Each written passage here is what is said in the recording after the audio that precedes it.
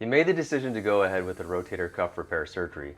Of course, you want to have a successful result. So, what are the 3 biggest mistakes people make after surgery? Number 1 is not knowing the difference between active and passive motion. Let me explain. When we repair a tendon, it is held to the bone by an anchor and threads. It takes about 12 weeks for the tendon to fully grow roots into the bone. Now, we want you to stretch the shoulder so you don't get excessively stiff. However, the specific type of stretching we encourage is called passive range of motion. This is a type of motion where you do not use your own power to raise the arm. So safe types of exercises include using the other arm to raise the injured side, or the pendulum swing, which uses gravity to assist the stretch. These essentially eliminate any tension in the tendon during the stretch.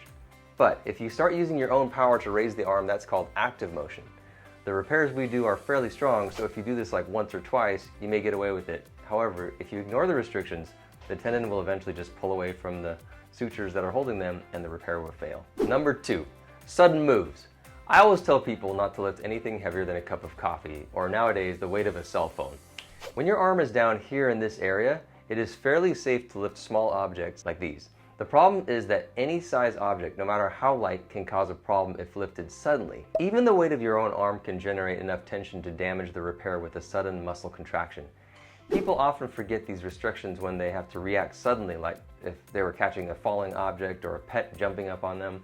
It's your responsibility to remember the restrictions even when these situations arise. And number 3 is letting the shoulder get stiff. I know we can get pretty emphatic about the restrictions after surgery.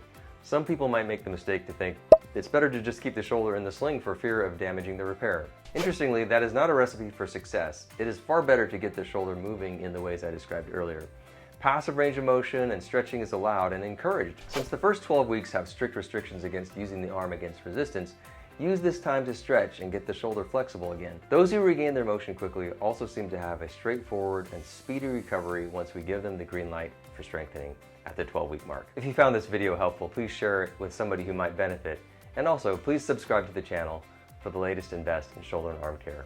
Thanks a lot, and I'll see you in the next one.